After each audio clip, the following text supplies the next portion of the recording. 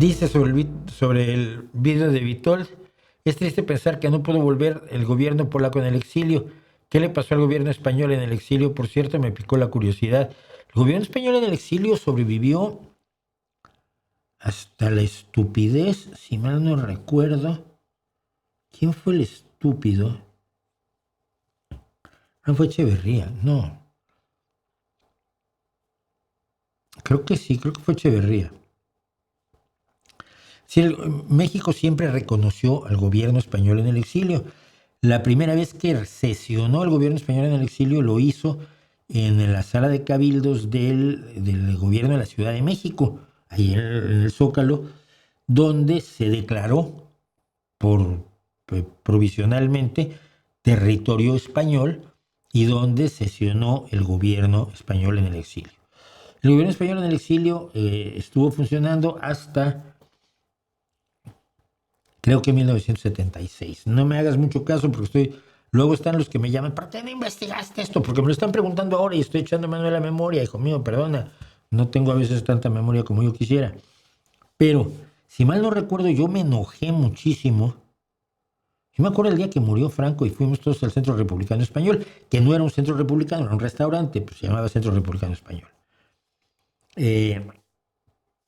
Y poco tiempo después, por quedar bien, creo que en el 76 mismo, México le retiró el reconocimiento al gobierno español en el exilio y reconoció el gobierno interino en España antes de que hubiera elecciones y constitución.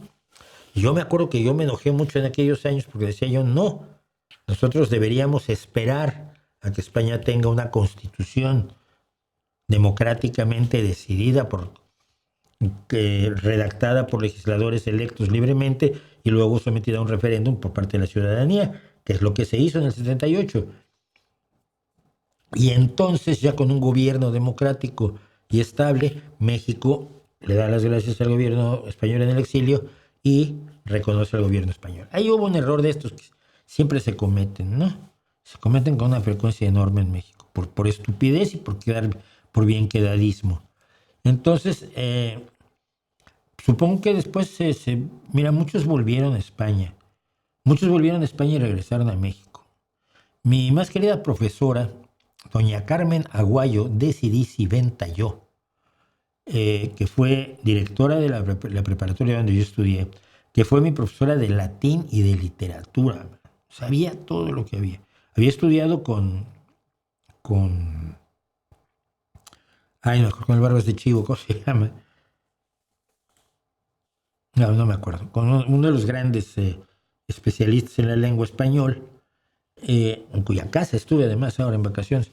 Pero el punto es que cuando se produce la transición democrática, el marido de ella, Matías Cirici Ventalló, que había sido periodista pero estaba condenado a muerte por Franco en ausencia, Matías decidió que quería morir en España, quería morir en Madrid, ¿no? Entonces se trasladaron a Madrid y para pocos meses por ahí murió Matías, ¿no? Logró su sueño de morir en su tierra, en su ciudad, en su entorno. Y entonces mi profesora doña Carmen se dio cuenta que en Madrid y en España no pintaba absolutamente nada. Su hija estaba casada con un mexicano, con un director de orquesta. Había educado a 30 generaciones de alumnos que la adorábamos, o 20 generaciones de alumnos que la adorábamos.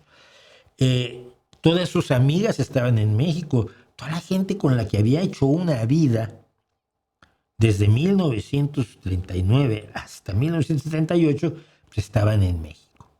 Y entonces pues, se dio cuenta de que lo que tenía que hacer era tomar un avión y regresar a México. Curiosamente, el día que regresó teníamos reunión de exalumnos en mi bachillerato y la pudimos recibir, pero vamos, con una ovación que ríete tú de cuando tu equipo gana el campeonato, ¿no? Regresó feliz de la vida y bueno, pocos años después ya moriría en la Ciudad de México.